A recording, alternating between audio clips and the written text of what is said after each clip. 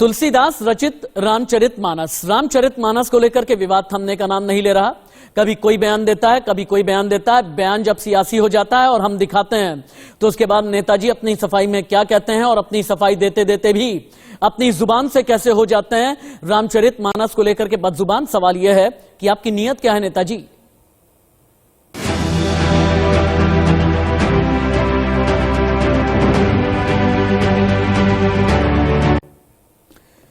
इस वक्त की बहुत बड़ी खबर है। उत्तर प्रदेश के बड़े समाजवादी पार्टी के नेता हैं, हालांकि अलग अलग पार्टियों से होकर के समाजवादी पार्टी में आए हैं, जिन्होंने रामचरितमानस को लेकर के बहुत बड़ा बयान दे दिया। स्वामी प्रसाद मौर्य, आप जानते हैं, विवादित टिप्पणी की है इन्होंने। रामचरितमानस को प्रतिबंधित किया जाना चाहिए, यह कहना है स्वामी प्रसाद मौर्य का। रामायण में 90% आबादी के बारे में गलत बातें हैं, विशेष जाति का अपमान किया गया है। स्वामी प्रसाद मौर्य ने कहा कई करोड़ लोग रामचरितमानस को पढ़ते ही नहीं है। किसी भी धर्म में किसी को गाली देने का अधिकार नहीं है।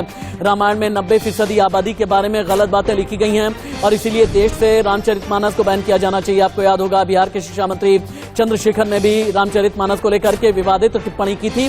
लेकिन अभी आप जो तस्वीरें देख रहे हैं और ब्रेकिंग न्यूज नजर आ रही है, समाजवादी पार्टी के नेता ने रामचरितमानस को लेकर के बयान दिया है। स्वामी की जुबान राम पर क्या है बयान, सुनिए लाइव।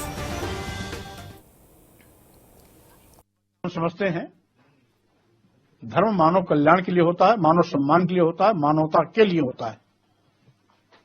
लेकिन मानवता पर कोई कुठाराघात करता है, मानव सम्मान, मानव स्वाभिमान से कोई खिलवाड़ करता है, तो धर्म नहीं हो सकता। और इसी क्रम में हम ये भी जानते हैं कि धर्म सबके लिए बराबर होता है। लेकिन तुलसीदास जी की एक चौपाई से यह भी स्पष्ट किया गया, नहीं, कुछ के लिए कुछ, कुछ के लिए कुछ व्यवस्था होती है। इंडिया न्यूज संवाददाता रवि लाइव रिपोर्टिंग कर रहे हैं यूपी की राजधानी लखनऊ से और बिहार की राजधानी पटना से। शक्ति मेरे साथ में इसलिए लाइव हैं क्योंकि रामचरितमानस को लेकर के जो ताजा विवाद शुरू हुआ था बिहार के शिक्षा मंत्री चंद्रशेखर की, जब जबान हल्की हुई थी, ओछी हुई थी, निचली हुई थी, सतही हुई थी, तब उन्होंने रामचरितमानस को नफरती ग्रंथ कह दिया था। सीधे चलते हैं रवि के पास में। रवि, जब बचपन में हम हिंदी पढ़ा करते थे ना, तो हिंदी में हमें पढ़ाया जाता था संदर्भ सहित भावार्थ। ये स्वामी प्रसाद मौर्य रामचरितमानस को लेकर के जो कहना चाहते हैं, क्या आपको संदर्भ सहित भावार्थ समझ में आया? जाहिर है उनका जो कहना है साफ तौर पे उन्होंने पूरी पंक्तियां पढ़ी और उसके बाद उसका मतलब भी बताया। यानी कि उनका साफ तौर पे ये कहना है कि इस पे दलितों और महिलाओं को लेकर अपमानित किया गया और साफ तौर पे इस पर रामचरितमानस में जो पंक्तियां हैं उनको लेकर उन्होंने उस पर सवाल उठाया और उन्होंने कहा कि ये पंक्तियां हैं वो हटनी चाहिए और बाकायदा वो अपने बयान पे भी कायम रहे। इंडिया न्यूज से उन्होंने जब बात की तो उन्होंने साफ किया, उन्होंने रामचरितमानस को लेकर उसमें जो भी पंक्तियां हैं उन पंक्तियों को बाकायदा पहले उसको सुनाया और फिर उसका मतलब भी बताया। और साफ तौर पर उनका जो कहना था वो अपने आप पे सवाल उठाता है और साफ तौर पर जिस तरह की उन्होंने उन पंक्तियों पे सवाल उठाए हैं उसको लेकर चर्चा हो रही है। हालांकि पहले सवाल उठाए हैं क्योंकि मैं हर एक पक्ष दिखाने में यकीन करता हूं, मेरा चैनल हर एक पक्ष दिखाने में विश्वास करता है, ताकि आकर के ये ना कह देना भाई कि काट छांट करके आपने दिखा दिया। स्वामी प्रसाद मौर्य ने सफाई भी दी है, लेकिन हम ये कहते हैं स्वामी की सफाई आपने हद कर दी भाई, सफाई भी देखिए। देखिए, रामचरितमानस को लेके मुझे कोई एतराज नहीं है, लेकिन रामचरितमानस के कुछ अंश जिसमें जातियों को इंगित करते हुए, वर्ग विशेष को इंगित करते हुए, वर्ण विशेष को इंगित करते हुए कटाक्ष किया गया है, अपमानजनक टिप्पणियां की गई हैं, उन अपमानजनक टिप्पणियों को प्रतिबंधित किया जाना चाहिए, ये हमारी मांग है। हमारे जो संत और महंत होते हैं ना, जिनका सियासत से कोई लेना देना नहीं होता है, वो ये पूछ रहे हैं कि भाई हमारे आराध्य देव पर लिखी किसी किताब, चाहे वो ग्रंथ हो, कोई पुस्तक हो, अगर तुलसीदास ने रचना की है, उन तुलसीदास अगर रचयिता हैं और आप बिना पढ़े हुए और पूरे जितने भी अध्याय हैं, जितने भी खंड हैं, 7 अलग अलग अध्याय हैं ना, 7 अलग अलग खंड हैं, उन्हें पढ़े बिना आप कोई भी बात क्यों कहते हैं? और इस तरह की बदजुबानी पर रोक लगना चाहिए। स्वामी पर जितने भी संत और महंत हैं देश भर के, कितने गुस्से में हैं, देखिए और सुनिए। राजनीति का गिरता हुआ स्तर है कि किस प्रकार से विपक्ष के कुछ नेता, चाहे बिहार के चंद्रशेखर जी हों मंत्री, और चाहे उत्तर प्रदेश के स्वामी प्रसाद मौर्य जी हों, तो निश्चित रूप से केंद्र सरकार से और ख़ास तौर से बीजेपी से लड़ते लड़ते वो देखिए कभी राष्ट्र से लड़ने लगते हैं, कभी हिंदू समाज से लड़ते लगते हैं, कभी धर्म से, हिंदू धर्म से लड़ने लगते हैं, हिंदू सनातन धर्म से। इस तरह से सपा नेता स्वामी प्रसाद मौर्य ने बयान दिया है रामचरितमानस को लेकर के।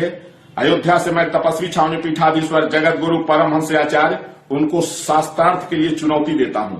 मैं चैलेंज करता हूं कि वो रामचरितमानस की एक भी चौपाई शुद्ध बोल नहीं पाएंगे। जब जो व्यक्ति एक हिंदी की शुद्ध चौपाई नहीं बोल सकता है, वो अर्थ क्या करेगा? इस तरह की राजनीति जो कर रहे हैं लोग, जहर घोल रहे हैं समाज में, ऐसा नहीं करना चाहिए। एकदम झूठ है। उसको वाल्मीकि का एक अक्षर भी नहीं मालूम है। जिस प्रकार से वाल्मीकि ने लिखा है, यदि भगवान राम के लिए कह रहा है, ये इस भगवान अपने को कहता है, ये महामूर्ख है, इसको एक पैसे का ज्ञान नहीं है। ये तर्कवादी नहीं बल्कि वितर्कवादी हैं, और जब नाश मनुज पर छाता है तो पहले विवेक मर जाता है। जिस प्रकार से इन्होंने भगवान श्री राम और माँ सीता को इस प्रकार से अभद्रता पूर्वक अमर्यादित तरीके से और ये बर्बरता दिखाते हुए इनका नाम भगवान है, उसके बाद इस प्रकार से भगवान राम को बोलना पूरी मानव जाति के ऊपर उंगली उठाना है। ऐसे लोगों के ऊपर तत्काल प्रभाव से कार्यवाही करना चाहिए। इंडिया न्यूज संवाददाता शक्ति के बाद भी चलते हैं। बिहार की राजधानी पटना से लाइव है शक्ति। जैसा कि मैंने शुरू में बताया कि रामचरितमानस को लेकर के जो सियासी बवाल शुरू हुआ है, ये बिहार से ही शुरू हुआ है।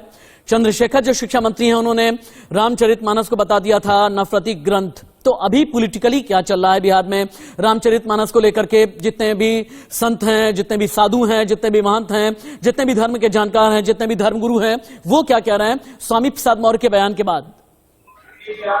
देखिए, लगातार जिस तरह से रामचरितमानस को लेकर जो है बिहार में पहले जिसको लेकर जो बिहार के शिक्षा मंत्री चंद्रशेखर ने जिसको लेकर बयान दिया था, उसके बाद जो है अब ये यूपी तक पहुंच गया है। और आपको बता दें कि पूरे देश सहित बिहार में भी इसको लेकर शिक्षा मंत्री का जिस तरह से पहले विरोध हो रहा था, अब जो है लगातार जो है इसको लेकर विरोध चल रहा है। और बिहार में राजनीति भी काफी तेज होगी। जेडीयू अभी भी इसको लेकर अनकंफर्टेबल है। जेडीयू की तरफ से मुख्यमंत्री नीतीश कुमार ने कह दिया है कि किसी भी धर्म जाति पर जो है वो उनका बयान जो है। शक्ति, आपका शुक्रिया। रवि, बहुत बहुत धन्यवाद। यूपी की राजधानी लखनऊ से रवि लाइव रिपोर्ट कर रहे थे। बिहार की राजधानी पटना से शक्ति थे। लेकिन अब हम आपको सुनाते हैं अलग अलग बयान अभी तक रामचरितमानस को लेकर के क्या क्या आए हैं। बिहार के शिक्षा मंत्री चंद्रशेखर, जिन्होंने कह दिया कि रामचरितमानस है नफरती ग्रंथ। केंद्रीय मंत्री गिरिराज सिंह ने फिर उसके बाद रिएक्ट किया, रिबट किया। भारतीय जनता पार्टी के नेता अपर्णा यादव, इसके अलावा यूपी के परिवहन मंत्री दयाशंकर सिंह, कांग्रेस के नेता राशिद अलवी, सभी लाइव हैं। यह सियासी संग्राम है, बीच में प्रभु श्री राम है। लाइव देखिए और सुनिए। मानस का क्यों प्रतिरोध हुआ? किस अंश का प्रतिरोध हुआ? अधम जात में विद्या पाए, भयहु जथा ही दूध पिलाए। यानी अधम मतलब होता है नीच।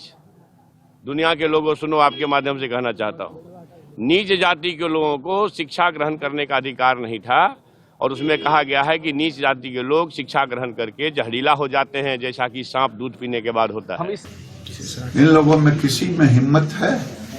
रामायण जैसे पवित्र ग्रंथ है, भागवत गीता जैसे पवित्र ग्रंथ है, उसी कुरान भी मुसलमानों का पवित्र ग्रंथ है। लेकिन किसी को कुरान पर टिप्पणी करने की हिम्मत है? सर तन से जुदा हो जाएगा। मैं समझती हूँ रामचरितमानस एक ऐसा ग्रंथ है जो कितनी भाषाओं में लिखा गया है और कितना बृहत है। इसको जब भी पढ़ता है व्यक्ति और जब भी इसका जो है चित्रण देखता है, टीवी पर हो, मंच पर हो, तो हमेशा नया जैसा प्रतीत होता है। इस तरीके की बात किसी भी राजनेता के कहने के लिए मुझे नहीं लगता कि ये उचित है। तो वो स्वामी प्रसाद मौर्य जी ने जो बयान दिया है वो डिप्रेशन में दिया है, क्योंकि वो राजनीति में जो जब से वो चुनाव हारे हैं, वो जनता ने उनको नकारा है, तब से वो बहुत ही जो है दुखी है और अपने को चर्चा में लाने के लिए उन्होंने इस तरह का बयान दिया। हिंदू धर्म का अंदरूनी मामला है, लेकिन मेरा मानना है कि हर आस्था का, हर धर्म का इज्जत करनी चाहिए। किसी भी आस्था और धर्म के लोगों के जज्बात और सेंटिमेंट्स के साथ खिलवाड़ नहीं की जा सकती है। जो भी धार्मिक किताबें हैं, उनकी इज्जत सबको करनी चाहिए। आप